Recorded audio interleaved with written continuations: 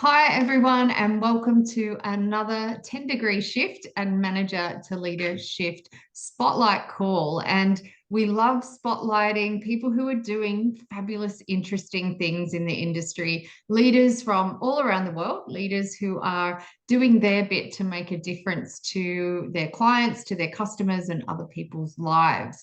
And today I have a very special guest with me here, and that's Maria Semple. Hello, Maria. Hello, it's wonderful to be here and to have this opportunity. And that was a wonderful introduction. Thank you.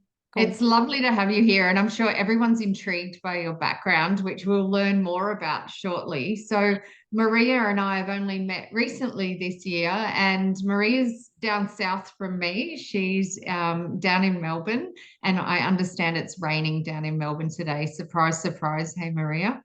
Yes, 4 seasons in one day. But after being in Queensland last year, I think I got more appreciation for the cold and the changing of seasons. Awesome. So, Maria and I were chatting recently about some of the great work that she's doing, helping people reimagine their future and really think about, the changes we go through in life. We often have changes in careers, changes in relationships, lots of things that come our way, sometimes created by us, sometimes kind of put upon us. And just how do we navigate some of that as leaders? And Maria does lots of great work with amazing women and really is helping women re-navigate some of those challenges and changes, which is why I think she's got such this fabulous, amazing backdrop behind her of all the women that she helps and supports. It's cool, isn't it? And I thought I'd bring her on the show just to share a bit of that wisdom. And we thought we'd do it a little bit workshoppy style as well, didn't we, Maria, where it's quite interactive. So Yeah. can you give us the 1 or 2 minute background on who you are and why you do this work? Thank you so much. Well, yes, my name is Maria Semple. I was born in Venezuela, so I am Latin in my DNA, and now a very proud Australian after 37 years living in this country. So I actually live here much longer than I ever lived in Venezuela. And I mix words of Spanglish very perfect way. So I came here in my late 20s with 2 children of my own, and I came and remarried. And then I think the discovery, a new world, it started then because years later, then my marriage ended, and I had to then reinvent myself. And then throughout the many years and experiences, in the beginning, after my marriage ended, I established a small business in ceramics. And that was very unexpected. And all of a sudden, I found myself with a mini empire that I was creating from that creative flair innate in me. And I employed women from also diverse cultural backgrounds that couldn't integrate into the workforce for different reasons at the time. And then so I became very successful and totally unexpected, whilst my destiny, according to some other people, was to be a poor divorcee migrant woman, right? So Yeah. all of a sudden you find the strength to reinvent yourself and have that the pride within what you can create. So then many years later, the business, I had to close it for different reasons. And I then went to work for different organizations, including state government, local government, and private enterprise as well, in a contracting position. And so why? It seems like perhaps even in a subconscious level, my self didn't want to be stuck in one single job because I like innovation and recreating myself. I think that is important. And somehow, maybe within myself, if I reflect deeply, I didn't want that. And so I guess that took me through different careers and different paths, but also it triggered emergency responses. because then after my children left and I was a single mom, and then, you know, this and that, whatever, not going to those details, but every cancellation of my contracts, it triggered an emotion of desperation and nerves. And so that Mm-hmm. is not really a very empowering trigger of your nervous system. And so I guess throughout the years of experience, I continue with the contract work, which gave me a very impressive resume, as others call. And I was able to arrive at an organization and say, I don't think you need this. I think you need this. And let me help you create it, or let me help you deliver. And this was mostly, at times, I became more in project management and data transfer when, you know, organizations in government, they were moving from Trim to Microsoft Yes. platforms, etc. So I was able to cooperate with the specialist and you know, buy into the changes, which is quite difficult. So I guess that helped me to keep that flame when I had my small business, the flame that what I wanted to create for my own life. And after the pandemic, then I experienced the last cancellation of the contract, and I felt that I couldn't go back into corporate world, that I couldn't do this anymore. And after I had studied coaching for several years before, but I could never do that fully. So I made a very strong and firm decision to dedicate my life to what I feel passionate about. And I haven't looked back. So I guess we all have, the coin has two sides. And it's depending on the side that you choose. I chose courage and determination and live my life with what I firmly believe is my calling. So I hope that answers your question.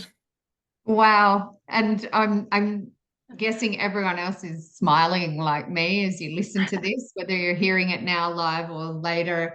Um, it's beautiful when you hear how someone can work through desperation and nerves and actually is willing to back themselves. There's nothing more powerful than a woman who backs herself and who says, I'm going to make a decision. And I think it's really valuable for all of us as leaders to remember the Latin root of the word decision means to cut off, which means you literally step into the new reality and you cut off the past and say, I will no longer be that. I'm going to be this.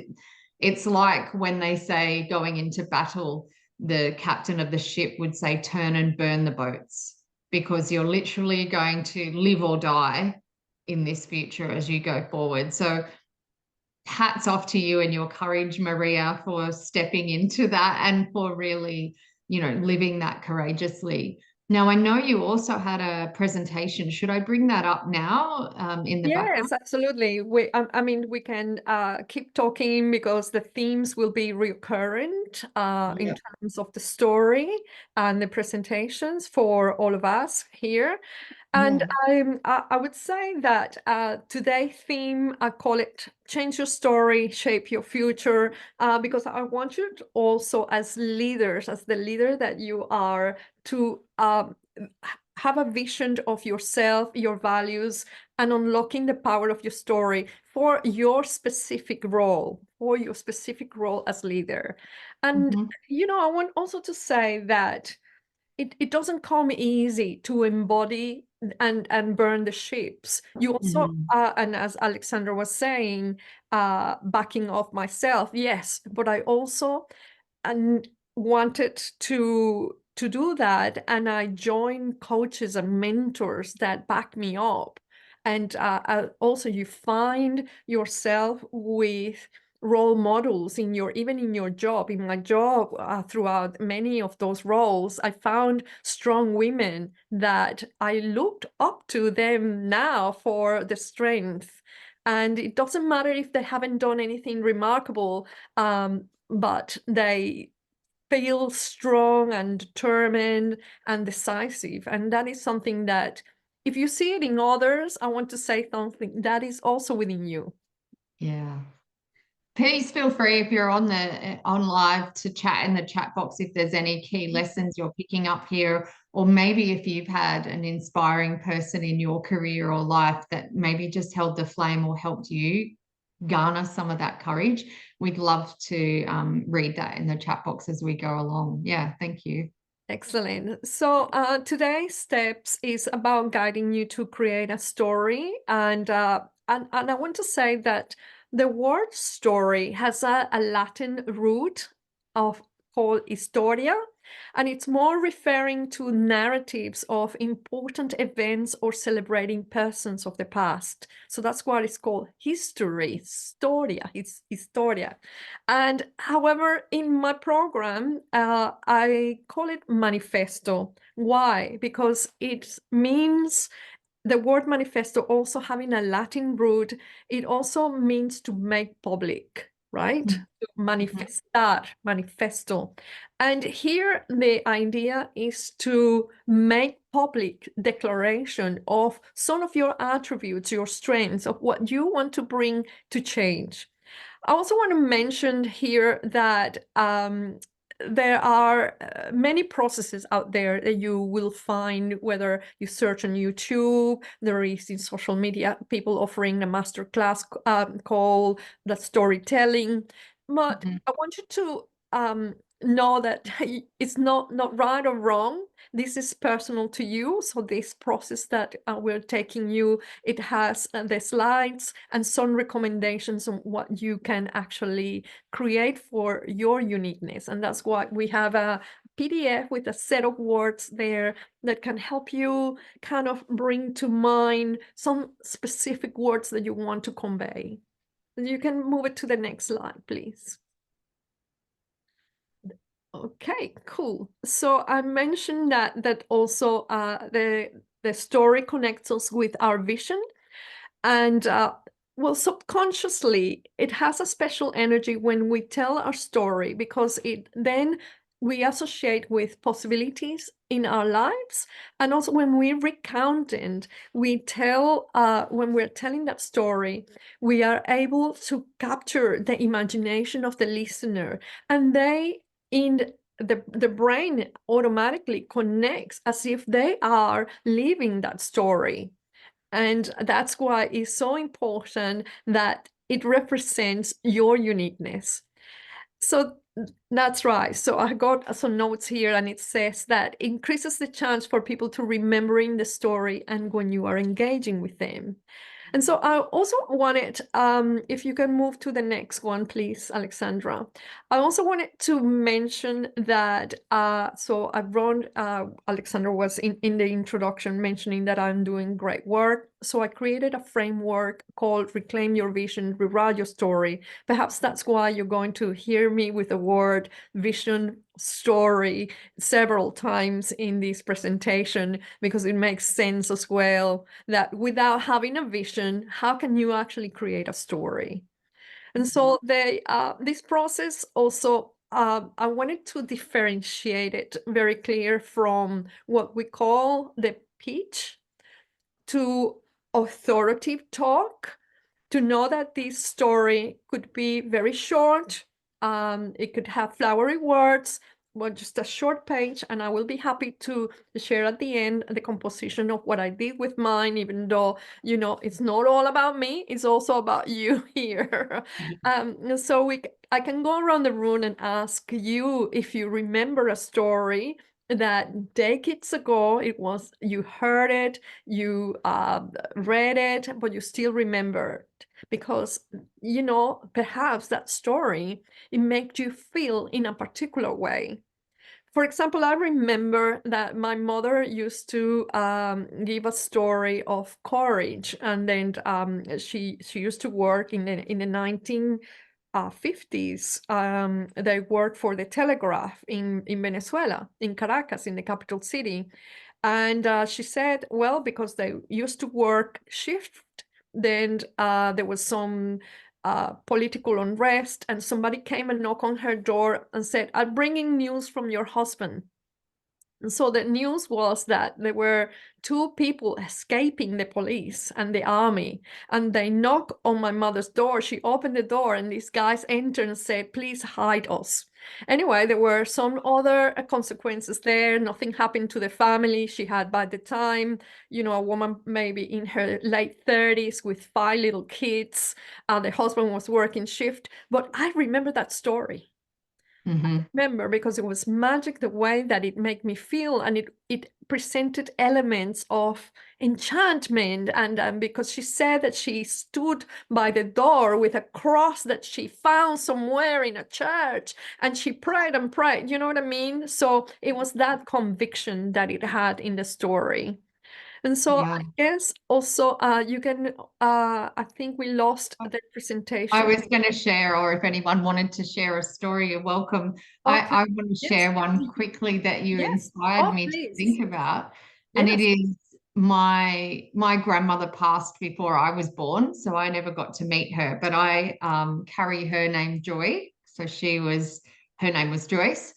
And my grandfather used to tell me they ran a tourist bus company and a guest house in the Blue Mountains when they were first married. And my grandfather said to me, when you're in a relationship, do whatever you can to continue to recommit to it and to do fun things and allow spontaneity together.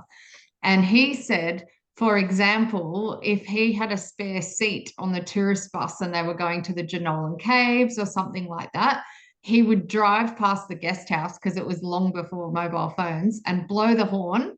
And he said, my grandma Joyce would run out, see him there. He would yell out, I've got a spare seat, come now. He said she would whip off her apron, put on her lippy, and just run out and get on the bus and go and spend the day with him. So I love that story and how it reminds me about the importance of relationships, and also to hear how close they were, I think is really lovely because I never witnessed that. Yeah. Thanks for sharing. And I'm sure we've all got stories, right, of things in our lives that we can relate to and that come to mind. Yeah. Thank you. Yes, it's true. Imagine if we don't have it, and then there must be something really, yeah, fundamentally that we need to encourage ourselves to live life more fully. And isn't it true that in organizations we have story as well? So as leaders, it's up to us to help paint the story of our culture and our organization, not Mm. to just make it become facts and figures and we achieved a goal this year, but to actually work with our staff and employees and each other to create the stories of who we are, who we serve, and how we're becoming. Yeah. That's so true. Yes, we all make contribution to that story. So I wanted to say that in this slide is about combining what I call the rich tapestry, because as you are saying, the story of your grandma and grandpa before even you met, my story about my mom, and I'm sure if we listen to Stephanie and the other ladies here, they will have that rich tapestry that they bring with them. So this is about forming layers that are based in experiences, in childhood dreams, in drivers, successes. And right now, I guess we put the focus on our organization where we are working and what we want to, who we want to serve, and how we want to lead, and also even think and reflect on those that lead us as well. I will find that sometimes even we might disagree or agree totally, in which is very common. So I guess our story has elements of that written declaration that I mentioned before with the word manifesto, and that what you stand for and how you want others to see you. A Mhm. story is different from a mission statement, and that will rally people behind you in what you want to commit yourself to bring forth into the world. But your mission and your vision statement originate in your story. So that's Mhm. something that we all need to take into consideration, even though they might be related. Your mission, your vision, your story has that foundation, because without your story, then there is not that mission or that Mm. vision, if you think about it deeply. So consider your story to be aligned with you as the founder, as the foundation in your situation, and you are now a leader representing that, and what is the story that you want to connect with others. So let's move to the next one as well. We talked about that briefly before, that the story needs to spark action, and Mhm. but the elements of the story here, I put some bullet points and just self-explanatory. Excuse me, desire for change. It shows an expression of yourself, the points that you want to convey. And so it also doesn't need to have metaphors or analogies, but it will be great if you can add that to it, if it comes to that point, because that also will bring that subconscious element to the listener, that you're talking more to the subconscious mind rather than directly to them. And now we also compete for people's attention, and when you use those elements of words that might sort of bring metaphors and analogies, people get more curiosity, and there's just a trigger to bring more to the present moment. Yeah, So and they're really relatable, aren't they? People can see themselves in a story a bit more when it's an analogy or a metaphor. that's right. That's right. Any further comments, or yes? Because then we can go to the next slide where we shall begin. Woohoo. So we're going to work on your story, everyone. So hopefully you're somewhere where you can have a pen and paper or something to take some notes on, Yeah. because we encourage you to actually use this space and opportunity. If you're listening to this later in the car driving as a recording or something, then maybe you can pull over or pause it and listen to this later when you've got a pen in hand. Yes, indeed. And I'm very pleased to hear that you will be able to reflect on this, because we don't want to take the whole morning on this. But however, uh, let's begin. So here are some slides with some prompts that I have put here, but they will be for key insights to give you some prompts and for you to accommodate the works that you choose. I also want to mention that I would like you to take into consideration your preferred learning style, whether you are a visual, an auditory, a kinesthetic. If you are an introvert or an extrovert, then, accommodate your story to this, to reflect your preferred learning style. And in this step, you are reflecting pivotal moments that I suggest, and you go with the flow. So here it is. So introduce your background on what most people know or don't know, or achievements and strengths. And then when you go to the next slide, this will make more sense. So what most people know or don't know about you, or acknowledge your strengths, is here. I'll just put it together. Let me tell you about AJ, or let me tell you about Stephanie.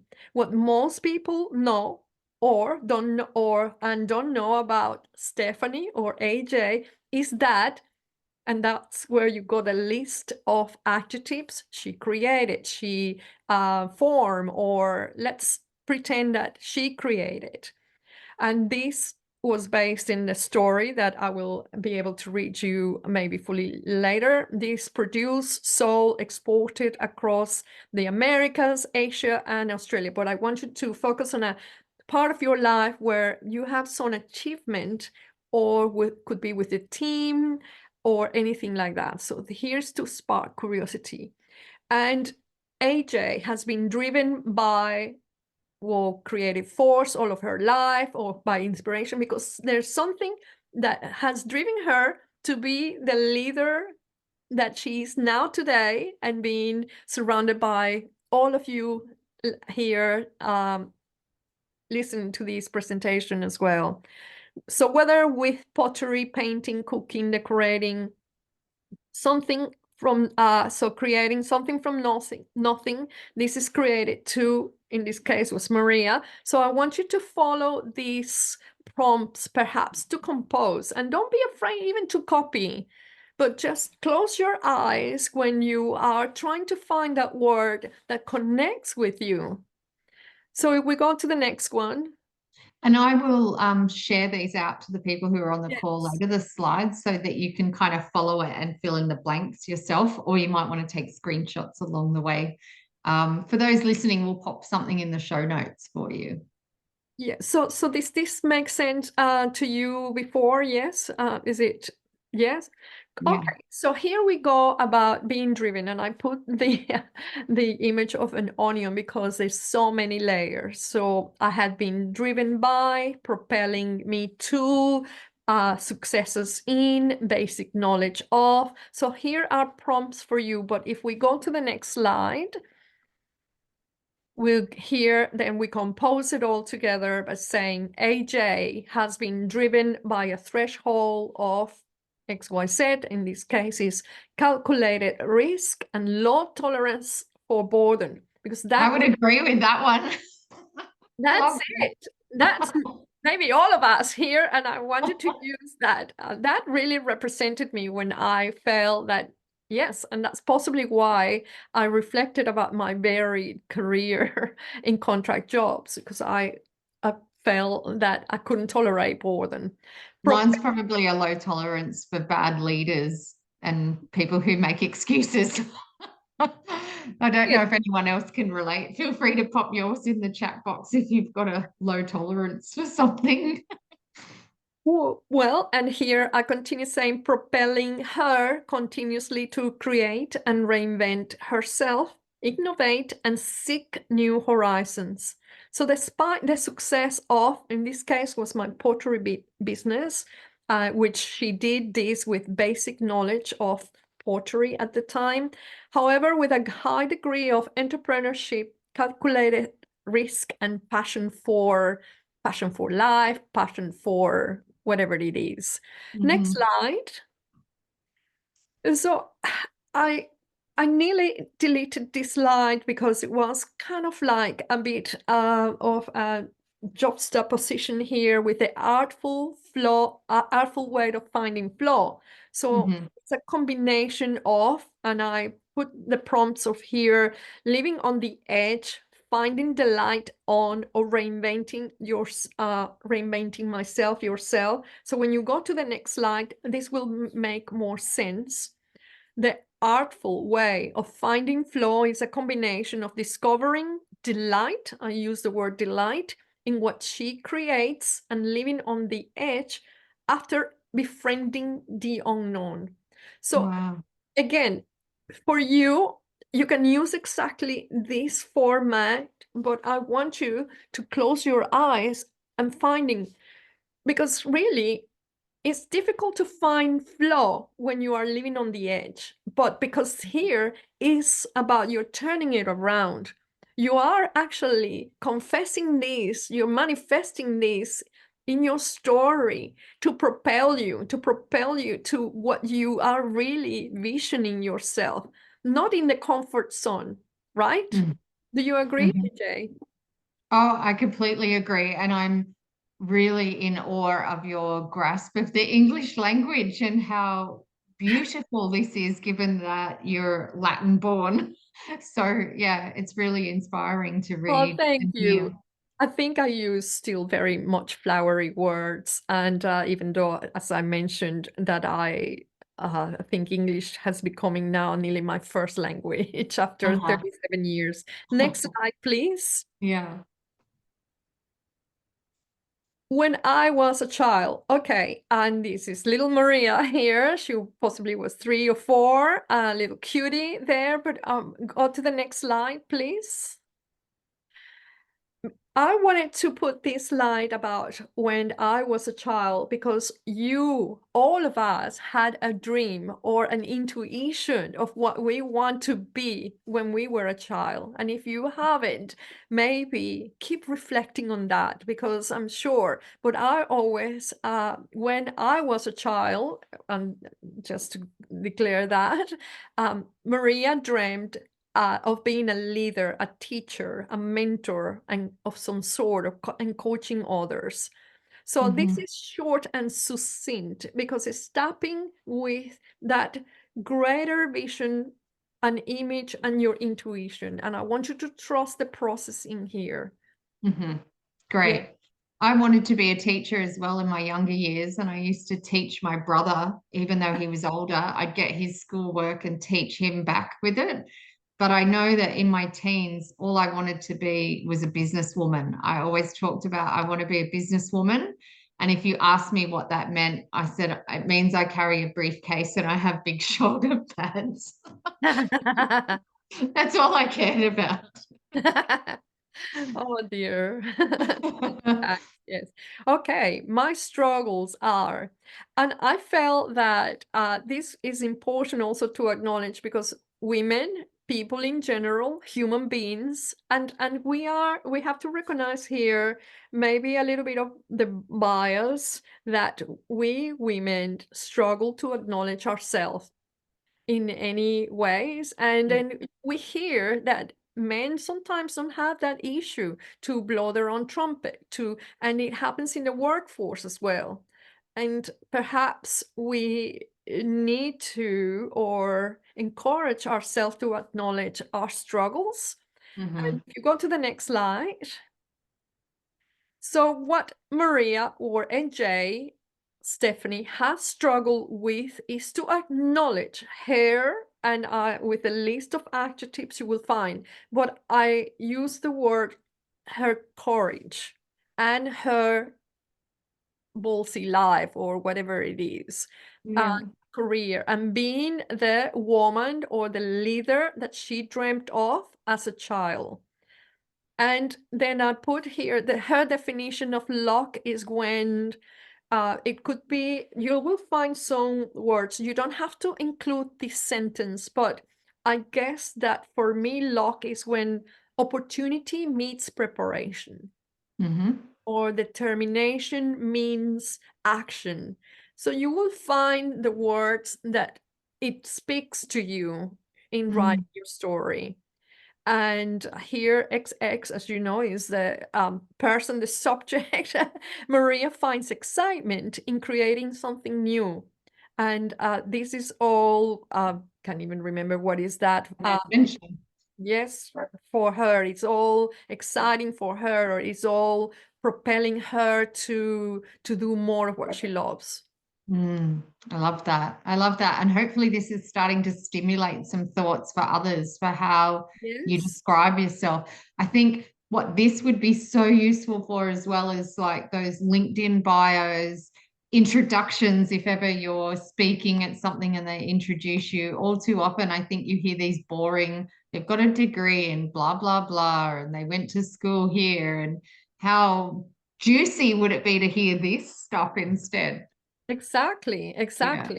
I agree, but thank you. Not because I created it, but because I think is that flair of your uniqueness, and the idea is that as a leader, you will. And what Angie's saying, it's a nice way to prepare and go deeper with Mm, introductions. Yes, totally agree. yes. So And true, Angie, isn't it? Even to write this all out and then to cut it in half or modify it, but go, what are the real kernels? But I think so important. Facts tell, but stories sell. Like stories are memorable. Yeah. true. So we're coming towards the end of the composition of the story, and here is that if you find yourself with a definition of expectations of the idea of, and it will make sense when you see the next slide, because Mhm. this is what your closing line will be when people find themselves in a position of could be of comfort, or it could be in a position of laziness, whatever you see that relates also to your leadership traits of, for example, whatever speaks to you without going into much detail. So when people find themselves in a position, I wrote in a position of comfort. So Maria finds an opportunity to grow and innovate, because before I also expressed that throughout the courage, then I found a position to innovate and grow. And you mentioned it before that sometimes it's very easy to stay in that position of comfort. Mm. So if you have a track record of staying within your comfort zone, you could use a different word, with expectations or with the concepts of, permanent jobs, permanent relationships, of permanency. I think I wanted to convey more here the part of permanency, but I left it tacit because I didn't really want to um, influence specifically my thinking in terms Mm. of what I feel. We create, yeah. Hmm. So if you are wondering how to challenge yourself in positive ways that instill, could be values, right? Courage, determination, action, self-actualization, empathy, whatever it is within your strengths as a leader, include them there. Then you need to sit and have a chat with AJ or with Stephanie or with Angie. So this is towards the end. You will find it a little bit more reflective.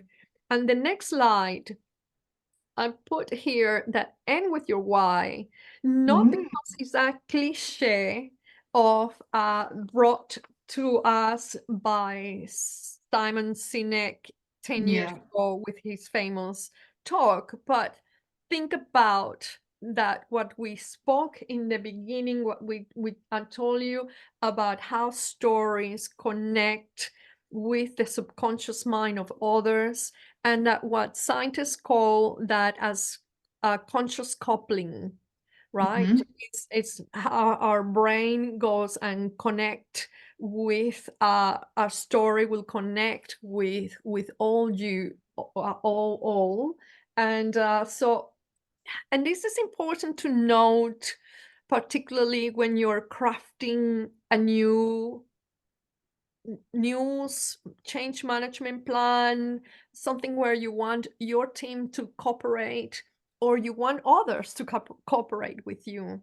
So Hmm. what are the elements that they are integrating or not, that you perhaps need to stand your ground and say, perhaps you could include these Hmm. or put it in a different way because they have their own unconscious bias. Yeah.